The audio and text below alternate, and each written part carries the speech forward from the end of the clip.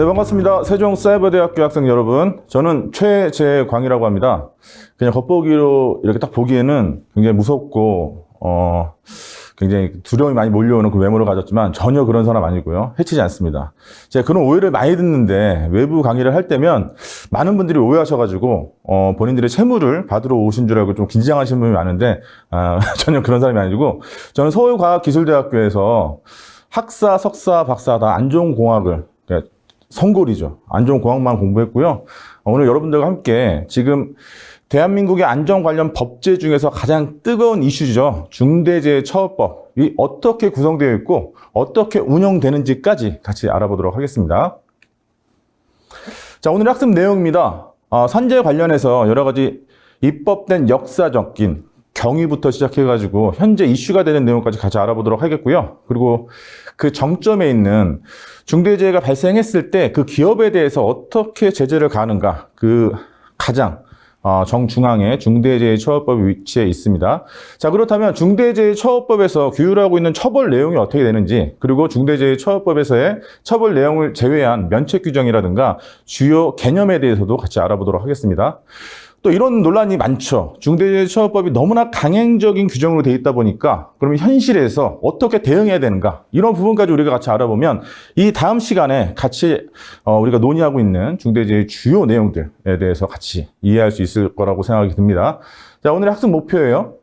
사업장에서 규율되고 있는 안전보험 관련 이 법제에 대해서 여러분들은 설명할 수 있게 될 것이고요. 그리고 산업재해가 발생했을 때, 절대 그렇게 되면 안 되지만 그럴 때 규율되고 있는 법률의 내용들, 이런 것들 많이 헷갈려 하시더라고요. 무조건 산업안전보건법 이것만 생각하시고 최근에 중대재해처벌법이 입법됐으니까 그럼 두 가지 법만 규율되는가? 이렇게 오해되시는데, 과정 내용들 같이 알아보시면서 우리가 법제에 있어서 알아야 될 다양한 내용들이 이렇게 있구나, 이런 부분들을 여러분들이 알면 너무 좋을 것 같아요. 또 중대재해처벌법에서 규정하고 있는 주요 내용들에 대해서 여러분들은 설명할 수 있게 될 것이고, 그 대응 방안에 대해서도 여러분들은 설명할 수 있게 될 것입니다.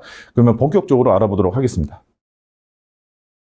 네, 중대재해처벌법 본격적으로 들어가기 앞서서 제가 한 가지 당부 말씀을 좀 드리도록 하겠습니다. 지금 현재 안전보험 관련 입법된 법들 중에서 가장 논란이 되고 있는 법이 또 중대재해처벌법이기도 합니다. 제가 오늘 여러분들에게 드릴 말씀 중에서 여러분들이 좀 불편한 예가 있을 수 있어요. 그러니까 현직에 사시는 분들 입장에서는 뭐 그렇게 비판적으로 바라봐야 되는가? 이런 생각을 하실 수도 있습니다. 하지만 저는 이 학제적인 관점에서 이 법이 가지고 있는 모순이 있을 수 있거든요. 그러니까 우리가 학습하는 입장에서는 뭔가 지적 호기심을 가지고 잘못된 부분들에 있어서 어떻게 대응해야 될 것인가, 앞으로 개정을 통해서 이 법이 더 완벽해지려면 어떤 부분에 목소리가 필요할 것인가 라고 하는 것에 대한 여러분들이 아이디어를 얻으면 이번 강과 다음 강, 이거 자체가 저한테는 매우 성공적인 강의가 될 것이라고 생각합니다. 네, 그런 관점에서 조금은 불편할 수 있지만 우리가 학습적으로 알기 위해서 그런 거니까 그런 부분에 대해서 여러분들이 인식하셨으면 좋겠습니다. 자, 산업재해가 일어나면, 그러니까 사고의 결과로서 피해가 발생했을 때 법리적인 제도에서 어떻게 적용이 돼야 되는 것인지, 그 전체적인 역사에 대해서 알아보도록 하죠. 자, 일단 산업재해가 발생했을 때 뭔가 피해가 발생하지 않았습니까? 근원적으로 예방하는 게 가장 좋지만 역사적 배경에서 보면 예방보다는 보상입법이 먼저 만들어지기 시작했죠. 그래서 성문법의 기초적인 국가라고 할 수 있는 독일에서부터 1884년에 산업재해보상보험법이 먼저 만들어졌습니다. 예방입법은 미국에서 오샤라고 하는 산업안전보건법 자체가 1970년에 입법됐고요. 그 이후로 10여 년이 지난 다음에 우리나라에서 1981년도에 근로기준법 제6장에서 떨어져 나와서 산업안전보건법이 입법되게 이릅니다. 우리나라도 이런 패턴을 벗어나진 않았어요. 독일에서 1800년도에 산업재해보상보험법이 만들어졌듯이 우리나라도 산업재해보상보험법이 1963년도에 먼저 입법이 됐고, 그 이후에 10여 년이 훨씬 지난 시기에 산업안전보건법이 만들어졌죠. 우리나라 노동관계법은 근거 규정이 헌법에 있습니다. 헌법이 제정 당시에 조문을 보면 17조에 있고요. 근로조건의 기준은 법률로서 정한다. 그거 자체가 현재 헌법에서는 32조 3항이 되겠습니다. 근로기준의 법정주의라고 하는데, 여러분들이 이번 강과 다음 강을 통해서 제가 여러 가지 관련되어 있는 법을 말씀드리도록 할 거예요. 자, 그러면 그 해당 조문을 제 얘기만 듣고 그렇구나. 32조 사망? 오케이. 이렇게 적지 마시고 반드시 국가법령정보센터에 들어가셔가지고 대한민국 헌법 치시고 32조 들어가서 사망에 그런 내용이 있는지. 없을 수도 있잖아요. 제가 잘못 말할 수도 있잖아요. 우리 학습은 그렇게 하는 거죠. 그러니까 여러분들이 반드시 확인을 꼭 해보시기 바라겠습니다. 최초의 노동관계법이라고 하면 근로기준법이 1953년도에 만들어졌어요. 예, 이 안에 근로보건관리규칙부터 시작해가지고 안전관리규칙 자체가 병합적으로 수용됐고요. 앞서서 말씀드렸던 것 같이 보상입법이 1963년도에 만들어졌습니다. 81년도에 근로기준법에서 떨어져 나와서 독립법적으로 산업안전보건법이 만들어지는데 오랜 시간이 걸릴 수밖에 없었습니다. 그 이유는 보시는 바와 같이 일단 기술적인 한계가 있어요. 리스크라고 하는 개념 자체가 재해가 발생할 가능성하고 발생했을 때 심각성의 조합이잖아요. 그러니까 기술이 발전하면 그 부산물로서 리스크가 생깁니다. 이 리스크를 관리하지 못하면 어떻게 되는 거죠? 사고가 발생하는 것이고 그때 어떤 대책을 마련하지 못한다? 그러면 재해까지 연결되는 거예요. 그러니까 많은 어떤 도식적인 관계가 필요하잖아요. 그러니까 뭔가 막기 위해서는 우리가 현행대로 쓰고 있는 기술보다 더 많은 기술이 발전을 해야 돼요. 근데 그 리스크라고 하는 것 자체가 기술이 만들어졌고 그걸 사용하는 과정에서 계속 나오는 거기 때문에 어떤 시간적인 부분도 필요했고요. 사업장이라고 하는 어떤 조건 안에서 보면 많은 투자가 이루어져야만 했었는데 그런 이유 때문에 예방의법이 좀 늦어진 측면이 있고 그리고 1980년대 이전부터 생각해 보면 그때는 뭐가 존재했죠? 인권에 있어서 계급이 존재했죠. 그러니까 피해가 발생했을 때 그 피해가 동반되는 활동은 누가 했습니까? 계급이 낮은 사람들이 했겠죠. 그러니까 그 계급이 낮은 사람들을 사용하는 사용자 입장에서는 예방입법에 대해서 별로 그렇게 중요하게 생각하지 않았던 거예요. 피해가 일어났는데 너무나 불쌍하니까 이제 보상해주자. 뭐 그런 것들이 입법적인 성격으로서 역사적 배경 안에 들어가 있었던 것이죠. 자, 그 다음으로 이제 1970년대부터 미국, 일본, 영국 등등의 국가에서 예방입법이 만들어지기 시작합니다. 산업안전보건법이라고 하는 법들이 체계를 쭉쭉 만들어내기 시작해요. 1970년대 오샤라고 해서요. Occupational Safety and Health Act라고 해서 번역하면 그대로 산업안전보건법이죠. 그 법이 미국에서부터 제정되기 시작했고 1972년에 노동안전위생법이 일본에서 만들어집니다. 예. 그 노동안전위생법을 차용해서 만든 법이 우리나라의 산업안전보건법이 되겠고 그게 1981년도에 제정이 됐고 82년 7월부터 시행되고 현재까지 이루고 있는 거죠. 자, 산업재해가 막 다발하고 있는데 왜 예방적인 어떤 성격의 법들이 만들어질 수밖에 없었는가 생각해보면 보상을 하는데 한계가 있을 수밖에 없는 거죠. 왜냐하면 기계기구를 사용하기 시작하는데 이 규모 자체가 너무나 커지는 거죠. 그러니까 사고가 나면 어떻습니까? 피해의 규모가 그 이전하고는 비교할 수 없을 정도로 엄청나게 커지는 거예요. 또 화학물질은 어떻죠? 우리가 인류의 어떤 역사와 동반해서 우리가 인류가 좀 더 윤택해지는 생활을 가지는데 정점에 섰던 게 이 화학물질 아니겠습니까? 이게 자꾸 발전하다 보니까 그 부산물로서 리스크가 자꾸 생기기 시작하는데 이게 관리가 안 되니까 기계기구나 이런 거에 비해서 화학물질은 어떻죠? 눈에 보이지 않죠. 냄새도 잘 안 맡아지는 경우도 많아요. 그러니까 피해가 동반되더라도 이게 확산되는 게 완전히 다른 거예요. 즉 이런 중화학공업이나 이런 것들이 계속 육성되면서 보상하는 데 한계를 느끼기 시작한 거였고요. 그리고 어떤 새로운 공법을 채용하게 되면서 산업재해가 다발하고 재발하게 되는 겁니다. 유해물질도 마찬가지고요.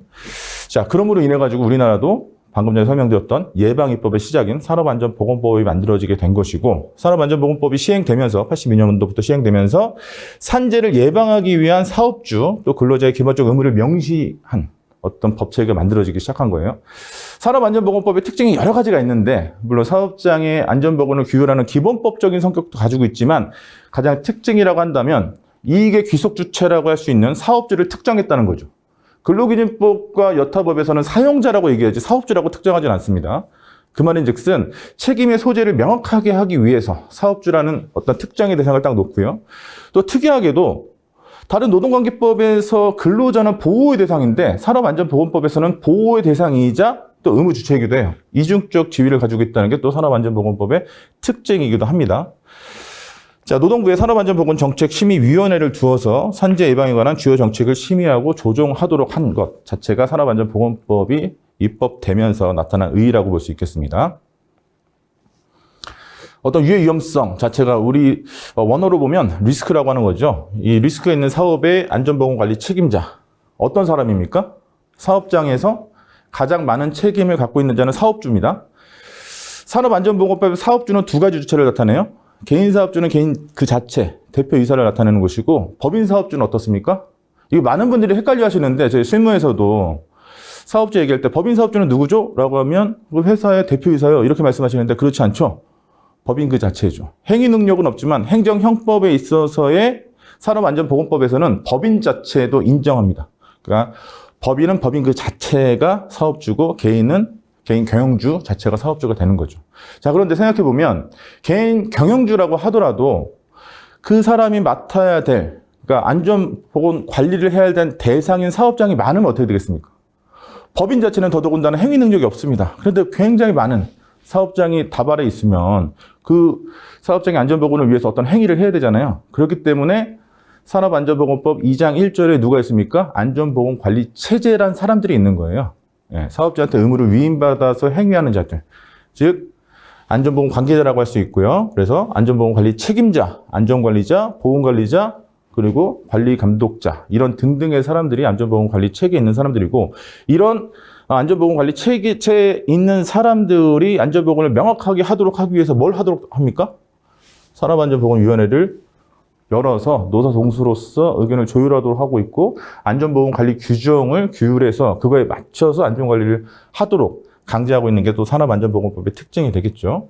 뭐 작업환경 측정 의무화하고 특수건강진단제도를 도입하고 어떤 리스크 요인 자체가 사람 내부에 있을 때 그 인자가 그리고 그 사람하고 근거리에서 맞닿아 있을 때 관련되어 있는 것들을 우리가 객관적으로 알아낼 수 있어야 되잖아요. 그래서 이런 작업환경 측정, 특수건강진단제도 이런 것들이 도입된 겁니다. 그 이외에 여러 가지 법이라고 하는 것은 그 취약성을 개정이라는 형식을 가지고 보완해 나가는 거기 때문에 현재까지 40여 차례 이상 개정이 됐습니다. 그런데 우리가 주목해서 봐야 될 게 있어요. 산업안전보건법에 대해서 이해하기 위해서는. 제가 왜 자꾸 산업안전보건법에 대한 내용을 이렇게 좀 많은 시간을 할애해서 말씀드리냐면 중대재해처벌법에서 규율하고 있는 안전보건 조치의 대부분이 다 뭐예요? 산업안전보건법에 있는 내용들이에요. 그래서 그런 부분들을 모르면 사실 중대재해처벌법의 법령 내용들 다 따져봐도 한 30여 가지밖에 안 됩니다. 다 읽는데 20분 정도밖에 안 걸려요. 다 읽어도 전혀 이해가 안 돼요. 왜?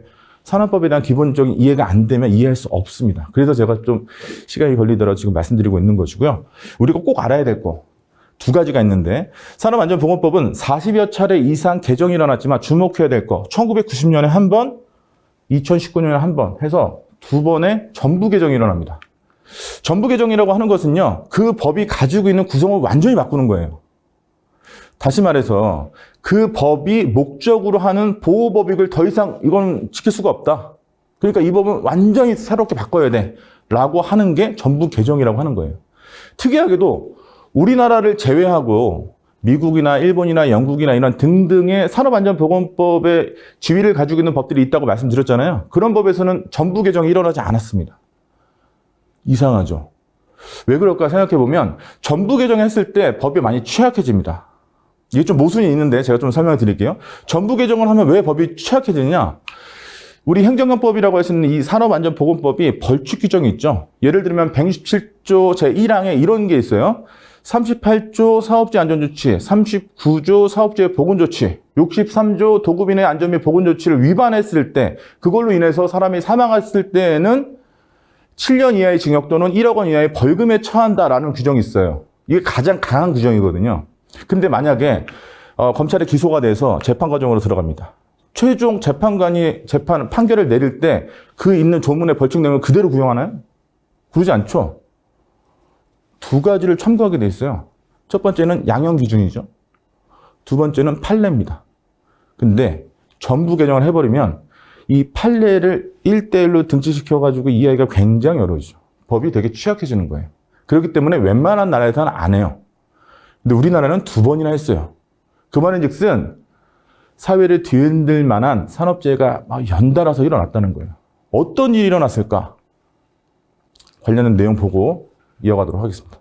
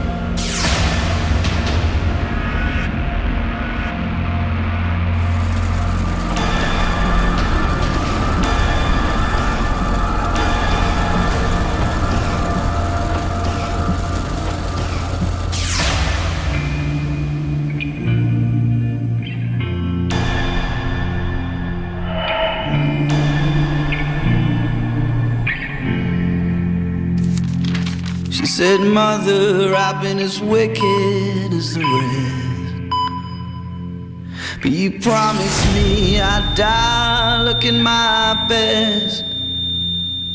I'm too weak now to say sorry for what I said. 서러울 때가 한 번도 없냐 이제 이빨도 다 나갔어요 지금. 괜히 울고 울어요. 많이 울어요. 울고 누가 퇴원해도 울고 입원해도 울고 수술하고 와도 울고 대신 아프고 싶어요 제가. 대신.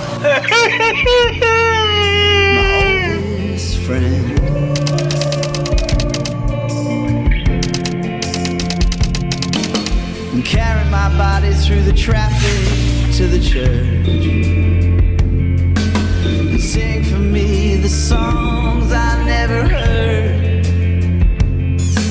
and take my limbs and bury them in this earth,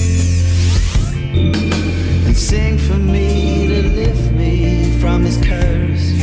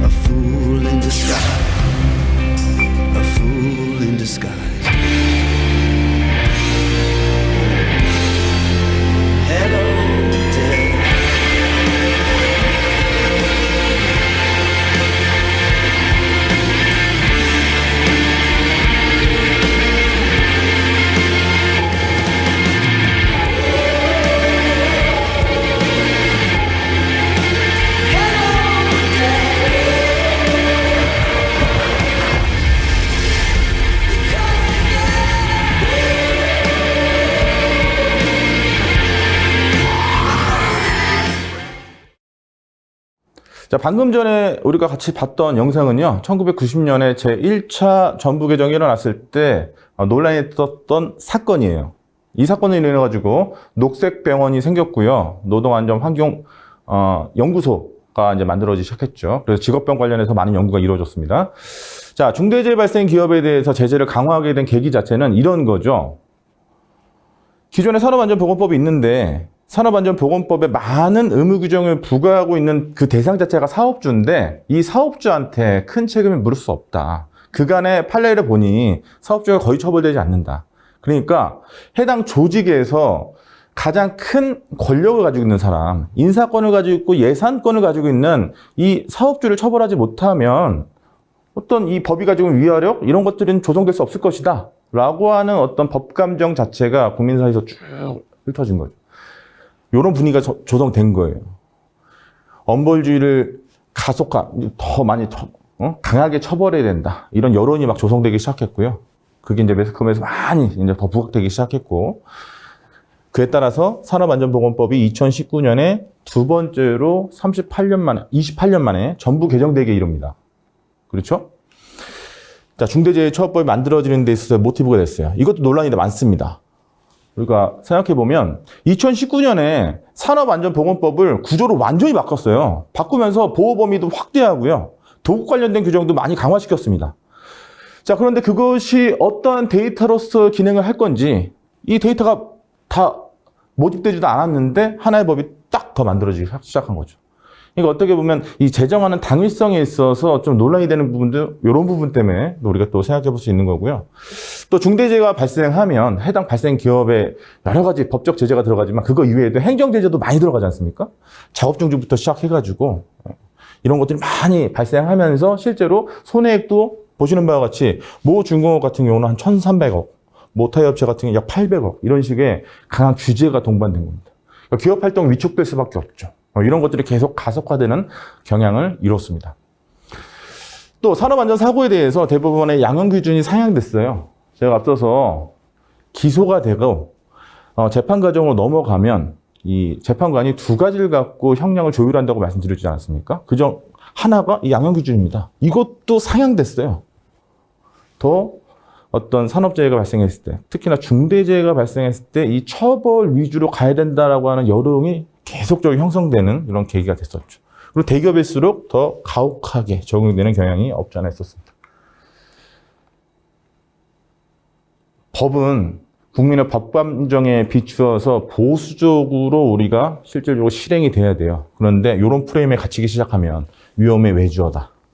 그러니까 예를 들면 일의 형평에 있어서 도급관계에서 일을 하는데 원청 사업주의 근로자들에 비해서 하청 사업주의 근로자들은 이 안전이라는 체계 내에 들어오지 못한다 라고 하는 사상이 계속적으로 만들어지기 시작하는 거죠. 그러니까 원청의 어떤 감독, 행정 감독부터 시작해서 처벌이 집중되는 경향이 만들어졌고, 이 상층부에서 생각하는 이건 법은 바꿔야 돼. 기존의 이런 어떤 처벌 규정 자체가 간접 처벌은 안 되고 직접 처벌할 수 있는 법이 하나 만들어져야 돼. 재정법이 필요해. 라고 해서 만들어진 게 또 중대재해처벌법이라고 볼 수 있는 겁니다. 또 사회적인 요소로 ESG라고 하는 경영 방식이 어떤 패러다임의 형식에서 새롭게 딱 정립이 되죠. 그전에는 이익 중심이고 어떤 주주 중심의 어떤 경영 체계가 하나의 어떤 프레임으로 만들어졌다면 지금은 ESG라고 하는 환경과 어떤 사회와 지배구조 자체를 가지고 어떤 해당 기업을 평가하고 투자하고 하는 새로운 형식의 패러다임이 바뀌었죠. 그 S라고 하는 거, 이 소셜 안에 결국 산업재해 건수나 이런 것들이 들어가게 되면서 더 사람들의 인식이 바뀌게 된 거죠. 자, 중대재해처벌법이 발생하면서 대부분의 기업들이 이 중대재해처벌법의 어떤 목적에 맞게 제대로 해야 되겠다 이렇게 하는 것보다는 오히려 모르겠다 라고 하는 분위기가 막 퍼지기 시작했어요. 그 이유는 이런 겁니다. 법의 성격상 명확성의 원칙이 떨어집니다. 명확성의 원칙이라고 하는 것은 죄형균형의 원칙이나 책임주의 원칙과 더불어서 이 형법이라고 하는 것은 개인과 국가 간의 관계에 의한 법입니다. 그러니까 개인이 어떤 범죄를 저질렀을 때 국가가 대위해서 국민의 기본권을 제약하는 거죠. 그렇기 때문에 굉장히 보수적으로 집행이 돼야 돼요. 그래서 죄형 법정주의라고 하는 형법의 작동 원리가 있는 겁니다. 5가지 원리가 있는데요. 뭐 여러분 많이 들어보셨을 거예요. 뭐 소기포 금지 원칙. 예를 들면 지금 뭐 과거에 있는 어떤 행위 자체가 지금에 있는 법으로 적용해가지고 그 사람을 처벌할 수 없다라고 하는 것과 뭐 유추해석 금지 원칙. 예를 들면 문헌이 가지고 있는 그 의미를 넘어서서 해석하면 안 된다. 뭐 이런 것들이 다 죄형 법정주의의 원칙 중에 하나인데요. 그 중에서 가장 우리가 이 중대재해처벌법 관련해서 알아야 될 것은 명확성의 원칙이 떨어진다. 명확성의 원칙이라는 건 뭡니까? 이 수범자가, 법을 지켜야 되는 자가 해당 조문만 읽어도 어떤 것이 위반이다. 어떤 것이 지키는 것이다. 라고 하는 어떤 기준을 딱 정할 수 있어야 돼요. 그러니까 특별하게 법조인이 아니더라도 일반인의 어떤 기본 상식을 가지고 있는 사람도 해당 법조문을 읽으면 이해할 수 있어야 되는데 이게 중대재해처벌법이 그렇지 않다라는 것이죠. 그러니까 지키고 싶은 의지가 있어도 이게 해석하기가 굉장히 어려워진다는 겁니다. 또 유추해석을 하면 안 되는데 우리나라 규제기관이라고 할 수 있는 고용노동부에서 유추해석을 하고 있어요. 네. 그래서 해설사라고 하는 게 이것도 문제가 많았던 것 중에 하나가 2021년 1월 26일 날 법이 제정됐어요. 그리고 1년의 유예기간이 있었습니다. 그러면 1년의 유예기간 동안 정부에서 해야 될 것은 이 해당 법률이 어떤 식으로 작동되는지 그 구성에 대해서 명확하게 설명해 놓고 있는 시행령을 빨리 발표해 줘야 됩니다. 공표해 줘야 되는데 시행령 발표한 한 6개월보다 더 지난 다음에 약 한 7월 정도 된 다음에 발표됐어요. 이제 6개월밖에 안 남았지 않습니까? 대부분의 기업들이 딱 읽어봐도 법률하고 시행령을 읽어봐도 도대체 어떻게 하는 게 안전보건 확보 의무를 제대로 이행하는 거지? 어떻게 하는 게 면책되는 거지? 이게 알기가 너무 어려워진 거예요. 그래서 대부분의 기업들은 고용노동부, 주무기관에서 발표하는 해설서를 기다렸죠. 해설서가 언제 발표됐습니까? 그해 11월 중순에 불과 법이 시행되는데 2달밖에 안 남았는데 그때 이제 해설서를 내준 거예요. 많은 기업들이 기다렸죠. 해당 해설서를 읽어봤는데 더 모르겠는 거죠. 이런 자기적 해석이 막 난무했기 때문에 그렇습니다. 또 형벌의 적정성이라고 하는 부분은 제가 다음 시간에 중대재해처벌법이 어떻게 대응해야 되는가. 근데 그 대응을 적절하게 하기 위해서라도 산업안전보건법과 중대재해처벌법이 같은 어떤 구성 요건을 가지고 있을 때 어떻게 해석해야 되는가에 대해서 말씀드릴 때 정확하고 적확하게 말씀드리기도 하겠지만 중대재해처벌법이 가장 많이 비판받는 부분 중에 하나가 바로 이 형벌의 적정성이 떨어진다. 책임질 원칙에 반한다. 이런 내용들이 이제 그 내용을 다 담고 있다. 이렇게 볼 수 있는 겁니다. 자, 중대재해처벌법 위상, 또 이게 어떤 영향을 가진가, 이것도 한번 같이 보도록 하죠. 자, 일단, 위반 행위자 자체를 한번 보도록 할게요.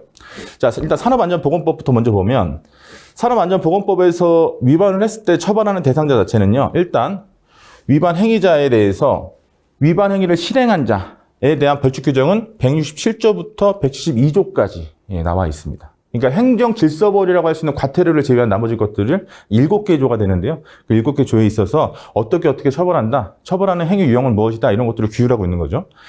자, 사업장에서 사업주를 위해서 행위하는 직책이 있는 자, 그러니까 대부분 실제 산업안전보건법으로 첫 번째로 처벌에 되는, 그러니까 기소되는 자는 안전보건 관리 책임자들이 되겠습니다. 그죠? 그러니까 공장이면 공장장이 되겠고, 건설 현장이면 건설 현장 소장이 되겠죠. 그리고 또 관리감독자도 더불어서 같이 기소되는 경우가 많습니다.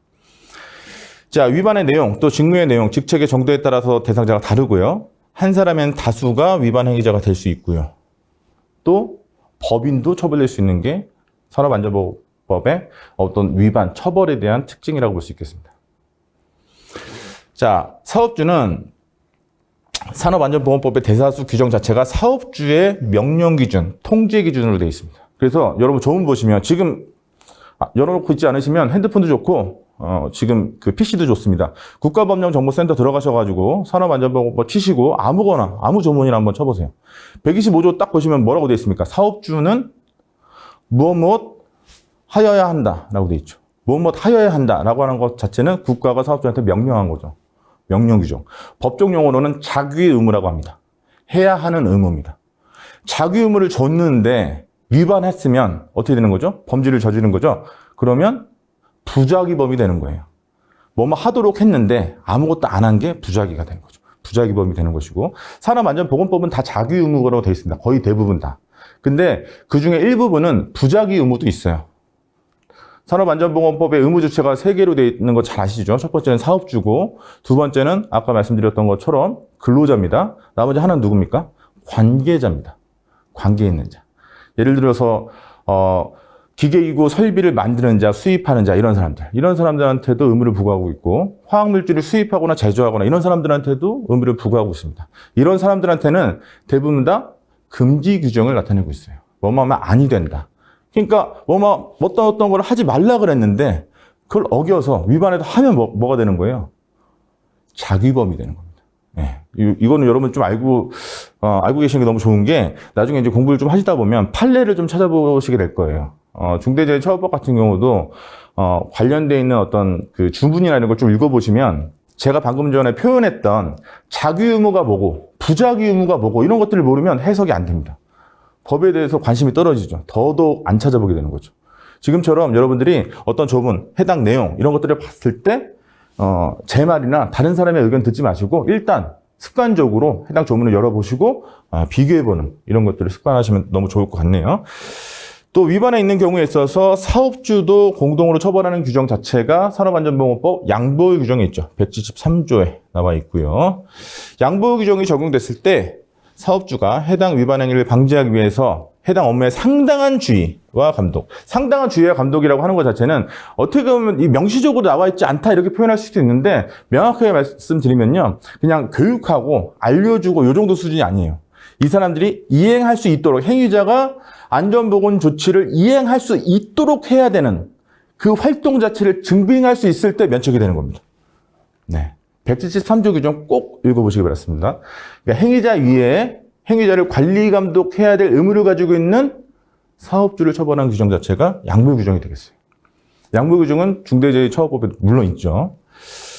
자, 한번 정리해 볼게요. 산업안전보건법 위반죄에 대해서는 방금 전에 말씀드렸고, 또 기존의 산업안전보건법 자체 말고 다른 또 어떤 벌칙 규정이 적용되는 다른 법이 또 형법의 업무상 과실 치사상죄라는 게 있는데, 어떻게 다른지 한번 볼게요. 자, 산업안전보건법은 안전보건 관리 책임이 있는 자, 대부분 공장장이나 현장 소장이라고 말씀드렸습니다. 그리고 사업주도 동시에 처벌된다고 말씀드렸어요. 이게 뭐라고요? 이게 양보의 규정이에요. 네. 중대재해처벌법에도 있고 업무상 과실치사상죄 형법에는 없습니다. 앞서서 말씀드렸지만 형법에서는 법인 자체를 인정하지 않는다 그랬죠. 네. 그러니까 이런 것도 깨알 지식으로 좀 알고 계시면 나중에 형법은 어떤 거고 산업안전보건법 뭐고 이런 것들을 쭉 우리가 이해할 때 도움이 많이 될 거예요. 자, 이런 쪽으로 본사의 대표이사 또는 경영진, 현장의 중간관리자, 감독자도 위반 행위자가 될 수 있죠. 예. 왜냐하면 사업주한테 권한을 위임받은 자가 안전보건관리 체제에 있는 자들이니까, 사업주에서 가장 많은 권한을 가지고 있는 자가 누구예요? 안전보건관리 책임자. 도급관계에 있어서는 안전보건 총괄 책임자. 그렇죠? 그리고 직접적인 행위자는 누구예요? 관리 감독자. 예. 이런 사람들이 처벌될 수 있고요. 공범도 성립이 가능하고, 실무에서는 대체로 해당 사업장에, 그러니까 산업안전보건법은 사업장 단위로, 사업 또는 사업장, 개별 사업장 단위로 규율되는 법이니까 해당 사업장에서 가장 많은 권한을 가지고 있는 자, 안전보건 관리 책임자 한 명으로 한정돼서 처벌되는 경향이 있다는 거예요. 그렇다고 해서 이 사람만 처벌되는 건 아닙니다. 자, 중대재해 발생 여부와 관계없어요. 안전보건 기준 위반만으로도 처벌하는 게 산업안전보건법입니다. 가장 중요하게 우리가 산업안전보건법 175개 조항 중에서 이 3개는 좀 아셔야 될 것 같아요. 38조, 39조, 63조. 이건 반드시 지금 또 한번 읽어보십시오. 이거 지금 안 들어도 상관없어요. 그거 먼저 딱 읽어보시고, 그 해당 내용에 있어서의 구체적인 사항들은 시행규칙에 위임되어 있거든요. 그것도 읽어보십시오. 673개 조로 되어 있습니다. 산업안전보건 기준에 관한 규칙. 시간 너무 많이 걸리겠죠? 나중에 시간 내셔가지고 꼼꼼하게 다 읽어보셔야 되고, 만약에 내가 이거 조문을 아직 낯설어서 이해 잘 못하겠다 그러시면요, 공단에 들어가시면 만화로 매년 배포하고 있어요. 그거 PDF는 그냥 무료로 다운받을 수 있고, 사업장 같은 경우는 주문하면 그냥 무료로 보내주거든요. 택배비만 내면. 꼭 읽어보십시오. 네. 그런 내용들을 쭉 읽어보셨을 때 산업안전보건법의 특징 자체가 뭐냐? 어떤 결과 발생, 재해가 발생한 결과 아무 상관없이 위반만 가지고도 처벌할 수 있는 게 산업안전보건법이다. 그 위반 행위의 기준이 뭐냐? 지금 방금 전에 제가 말씀드렸던 만화책으로 구성되어 있다고 말씀드렸던 산업안전보건 기준에 관한 규칙 673개 조가 그렇게 안전보건 조치의 구체적인 사항이 되겠습니다. 자, 안전보건 기준 위반만으로 처벌하는데 위반을 했어요. 위반했는데 그 결과로 너무나 중한 결과가 생겼다. 그러면 가중처벌하는 구조로 되어 있는 게 산업안전보건법. 네. 산업안전보건법은 결과 발생하고 상관없어요. 위반만으로도 처벌해요. 근데 위반을 했는데 결과 자체가 너무 중해. 감당이 안 돼. 비가역적이야. 원상태로 회복할 수 없어. 가중처벌하는 구조가 산업안전보건법이라는 특징이 있는 겁니다. 자, 또 산업안전보건법은 기본적으로 산안법은 행정법이기도 하지만 행정형법적인 성격을 가지고 있기 때문에 고의범입니다. 고의범. 네. 내심의 상태가 내가 결과를 알고 있음에도 불구하고 그대로 한 내심의 상태. 그게 고의라고 하는 거거든요. 네. 고의범이 기본적으로 산업안전보건법의 기본 전제 조건이 되는 겁니다. 자, 그에 반해서 형법을 보자고요. 형법. 여러분, 형법에는 이런 내용이 있죠. 대부분 형법으로 처벌하기 위해서는 고의가 있어야 돼요. 방금 제가 설명드렸던 것처럼 산안법처럼 고의가 있어야 돼요. 최소한 산안법은 미필적 고의라도 있어야 처벌할 수 있습니다. 미필적 고의라고 하는 건 이런 거예요. 안전보건 조치를 취해야 되는데 안 했어요. 그걸 알고 있어요. 이걸 내가 안 하면 위반한다는 걸 알고 있어. 그러면 그래도 아무 일도 일어나지 않을 거야. 어쩔 수 없어, 일어나도. 이러면 내심의 상태가 되는 게 미필적 고의라고 하는 겁니다. 확정적 고의라는 또 대비되는 개념이기도 해요. 그에 반해서 형법은 이 제목부터 한번 읽어보세요. 업무상 치사상죄인데 죽었거나 상해를 입었거나. 근데 이 죽었거나 상해를 입었던 전제 조건 자체가 뭐예요? 이거 수식하는 게 뭡니까? 과실이죠. 과실은 뭐예요? 부주의한 거예요. 자, 그럼 우리가 논리적으로 생각해 보자고요. 고의는 내 마음이 이거 위반인지 다 알고 있어서 그렇게 하는 거예요. 과실은 부주의한 거야. 이게 위반인지도 잘 모르고 내가 그럴 의도는 없었는데 어떻게 하다 보니 그렇게 된 거야. 그러면 이 두 가지 주체, 고의하고 과실 중에서 여러분들이 만약에 처벌한다면 어떤 걸 과하게 처벌하겠어요? 강하게 처벌하겠습니까? 당연히 고의죠. 그러면 산안법 위반하고 형법의 업무상 과실 치사상죄 위반하고 두 개가 딱 붙었을 때 어떤 게 더 강하게 처벌되겠습니까? 당연히 산안법 위반죄입니다. 자, 그 반대편에 있는 형법의 업무상 과실 치사상죄는 직책에 관계없이 공동정범, 다수도 처벌될 수 있어요. 자, 그런데 형법은 제가 법인이나 이런 건 인정 안 한다 그랬죠? 그래서 법인은 처벌할 수 없습니다. 형법은. 그죠? 사망 또는 부상이라는 결과 발생 시에만 성립하는 거예요. 네. 주의무 해태한 거로 인해 가지고 결과가 발생한 것만 처벌할 수 있는 게 형법의 업무상 과실 치사상죄입니다. 자, 안전보건 기준 위반에 대한 과실만으로 성립하는 게 업무상 과실 치사상죄라고 볼 수 있는 것이고요. 자, 우리가 법리적으로 검토하다 보면 산업재해가 발생했고 그걸로 인해 가지고 적용되는 법이 많아요. 특히 사업장에서 근로자가 노무를 제공하다가 어떤 안전보건 어떤 의무 해태에 의해서 피해를 입었고 그걸로 인해 가지고 결과가 중했을 때 여러 가지 법이 적용이 되는데 그러면 어떤 법이 적용이 되느냐? 그걸 또 형법에서 정해놨습니다. 자, 그 중에 첫 번째로 알아야 될 거, 제가 상상적 경합과 법조 경합을 좀 예시로 들 텐데요. 실체적 경합이나 이런 거는 다음 시간에 또 말씀드리도록 할게요. 자, 상상적 경합이라고 하는 것 자체는 일단 기본 조건을 볼게요. 산업안전보건 기준을 위반해가지고 대신에 사망이 발생하지 않은 거예요. 그러니까 산업안전보건법으로 치면 뭡니까? 127조가 아닌 거예요. 128조부터 규정하고 형법의 업무상 과실 치사상죄가 동시에 적용됐다. 이렇게 됐을 땐 가중하거나 병가하지 않고 더 중한 죄로 처벌한다라고 하는 규정 자체가 상상적 경합입니다. 상상적 경합은 반드시 양 법에서의 의무, 그러니까 의무 해태에 대한 이 행동 자체가 똑같아야 돼요. 하나의 행위로서 양쪽에 있는 법을 다 위반해야 됩니다. 그랬을 때 중한죄로 벌한다라고 하는 게 상상적 경합이 되는 것이고요. 자, 그렇지 않고 보시면 산업안전보건법 위반으로 사망에 이르렀어요. 그럼 167조 규정입니다. 반드시 여러분 국가법령정보센터 꼭 펼쳐놓으시고 검색하시면서 보세요. 이것과 업무상 과실치사상죄, 이걸로 인해가지고 둘 다 사망에 일어났어요. 자, 이럴 때는 법조경합이라고 해서 결과적 가중범만 적용된다. 라고 하는 게, 그러니까 여기서 말하는 결과적 가중범, 그러니까 특별관계라고 하는 건 특별법 우선의 원칙이라고 해서 형법이 적용되는 게 아니라 산업안전보건법만 적용된다. 이거 자체가 법조 경험이 되겠습니다. 좀 어려울 수 있는데요.